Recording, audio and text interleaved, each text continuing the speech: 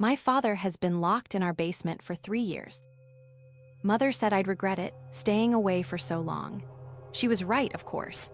I'd been avoiding him like a suspicious blemish, convincing myself that he simply did not exist. Meanwhile, my father wilted into some grotesque knot of wet flesh in the basement of my childhood house. Not that she wasn't doing the same. And my sister, Kara, too.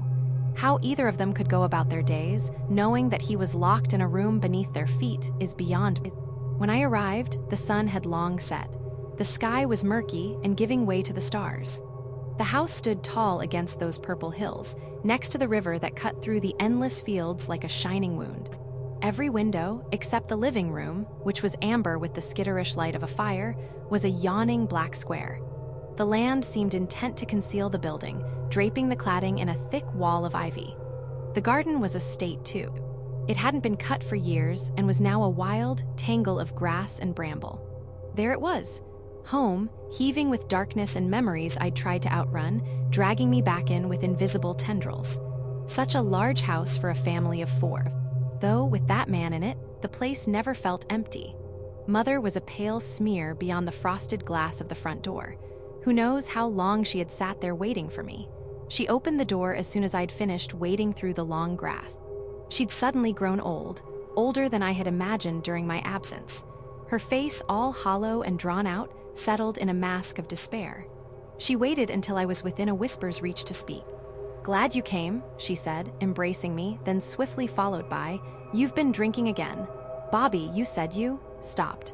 I grunted, brushed her away, and moved through the house. How dare she judge me for resorting to a little Dutch courage, especially when we both knew why she'd called. Kara was in the living room by the hearth, sat with her knees to her chin, quietly rocking and staring at the flame. She was in her early 20s, but painfully thin and looked worn out by the world. She didn't react as I dropped my bags to the floor. Just sat there, frozen in a moment of heavy dread.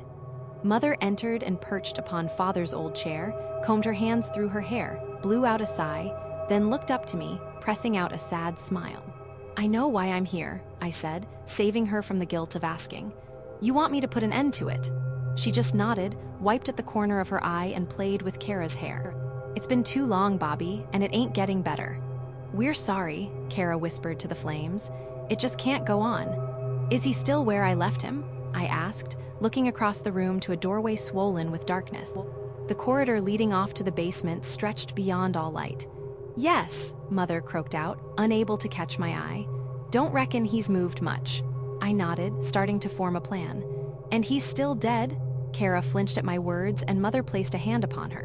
Then, after licking her lips, she said, "It's hard to tell without going down there. Is he still making all those noises?" "Yeah," I nodded again. 3 years, he'd been down there 3 years. And the fucker just wouldn't let us go. A monster in life and death. "You got anything I can use?" "Use," Mother said, her brow a knot of confusion. "Use," I snapped at her, causing her to startle. Guilt surged within me as she flashed those familiar, fearful eyes. "You know what I mean. Anything I can hit him with if he's still as bad as he was." She nodded, rose up, and disappeared into a dark part of the house. I pushed my hands in my pockets and watched my little sister shiver like a stray cat. Her clothes draped over her sharp body like some ancient child pretending to be big.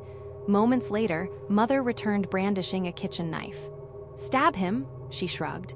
I shook my head and took the blade from her. "Nothing else." She smiled apologetically, then shook her head. "Didn't work so well the last time," I said, inspecting the blade, watching it flash gold in the firelight. "But okay." I turned to the darkness, then heard a rush of sound, a patter of feet from behind, and then suddenly arms tightly clasped around me. "Please, don't let it take you," Kara said, her face pressed clumsily into my neck. I nodded and shrugged her off. For a moment, I wondered how life could have been between us if we hadn't grown in a home held together with cruelty and control. Wondered if we could have ever gone on to live happy lives, make amends and bring up a family each of our own, then meet up occasionally to talk about things that didn't matter, things we could easily forget. But no, that man had made us what he wanted. And choice was never a privilege he was willing to offer any of us, so we each had to keep swimming inside a fishbowl big enough to keep us small forever. I was glad that Kara did what she did. Her pitiful embrace got me ready. got thinking about how pathetic he'd made us all. Got that hate burning in the pit of my guts. The hate that lost me friends, lost me lovers, lost me a shot at life. But that very hate had been the only fire keeping me alive all these years. "Chain it back up as soon as I close the door," I said, picking up a lantern upon the mantel, sparking it up and walking toward the darkness. "Don't unlock it until I say." Kara held my stare for a moment. I saw tears well in the corners of her eyes. I hated that look. It was the same way she looked at him all those years ago. Must have smelt the booze too. When you can never be too sure which daddy you're dealing with from moment to moment, a kid grows up with a keen sense of danger. "Come on, Kara.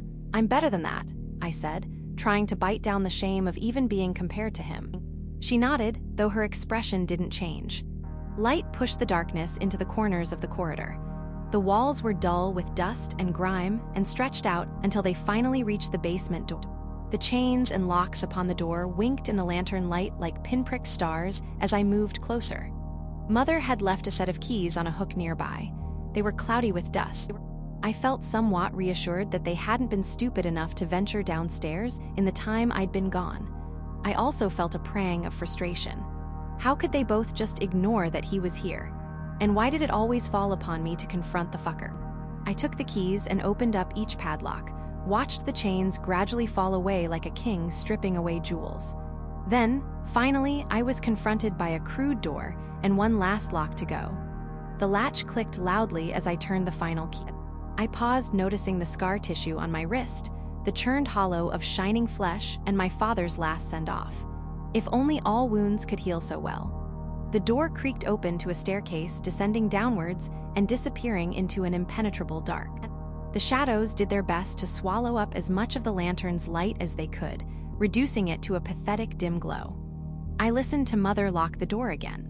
Slowly, I descended the stairs, each groaning with the burden of my weight, perhaps pleading with me to turn back, until I finally reached the stone basement floor. The ground flashed in the light, puddles of muddy, brown slop spread out beyond the lantern's reach. A smell hit me, burning at the back of my throat, burning my eyes. The air was thick and wet with the stench of piss and vomit.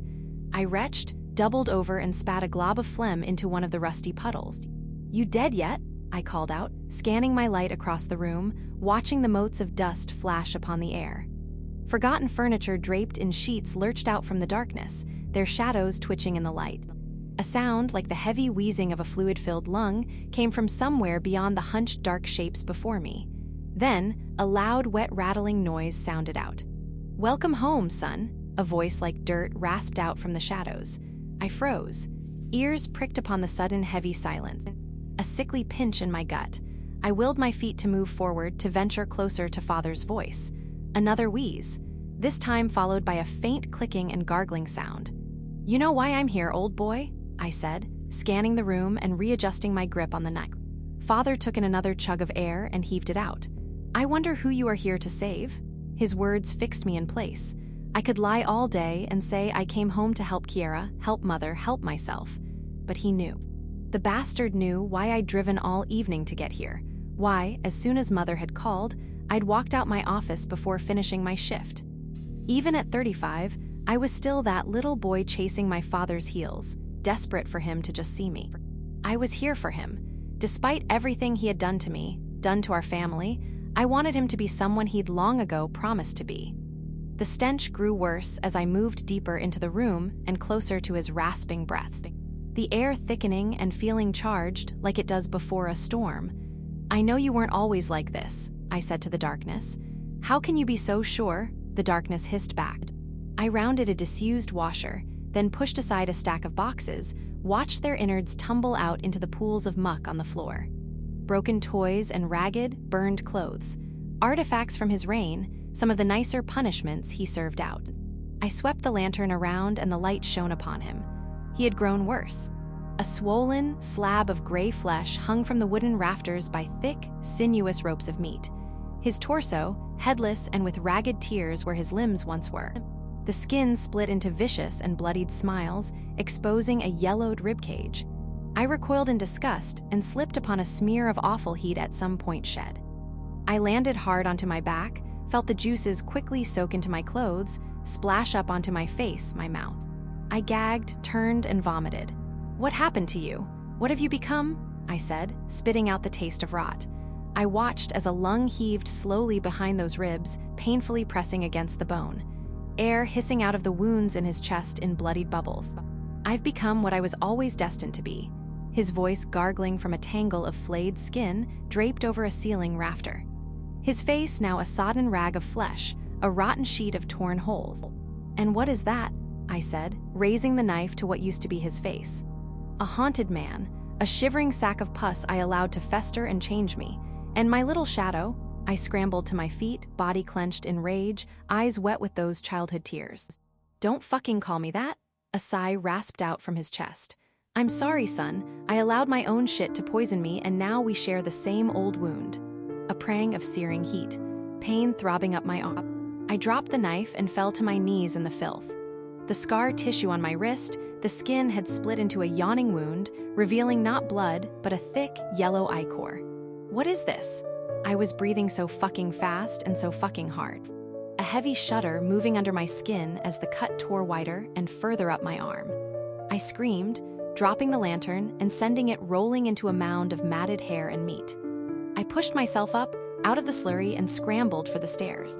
My skin on my arm cracking and splitting like baking paper in an oven, revealing more churned yellow lumps of meat. All the while, the rasping breaths of my father echoing around me in the hanging dark. His ruined torso lit up by the lantern like a vandalized monument to a fallen god. I took the stairs, 2 at a time, shouting as pain shot up through my shoulder. A wet warmth spreading across my skin, soaking the sleeve of my shirt. I reached the top of the staircase and hammered upon the door. My ears pricked at a curious sound, a slight metallic rattle. "Kiera, mother!" I slammed my fist against the door again, the rattle now louder, half a gasp trapped in my throat. The chains, had they? "Help, please. Let me out. I'm sorry." Kara's whisper was barely audible. I froze, placing a hand upon the door where I imagined her to be. "But, Kara, all you did was run," she said, her voice wobbling with pain. "You ran from the pain, ignored it, buried it. Did nothing end, convinced yourself that you were a different man, a better man." "But I am, Kara, please." I slammed at the door. "I'm sorry, it didn't just go away. That pain, you pushed it so deep, neglected it, and it took root." "No," I cried, slumping down and coiling into a vicious bloody knot at the top of the stairs. "I'm not like him. I can change this." "We hope you can," she said, her voice cracking. "You weren't always like this. But until the rot is cleared from the wound, we can't let you out. Our family cannot allow another home to crumble."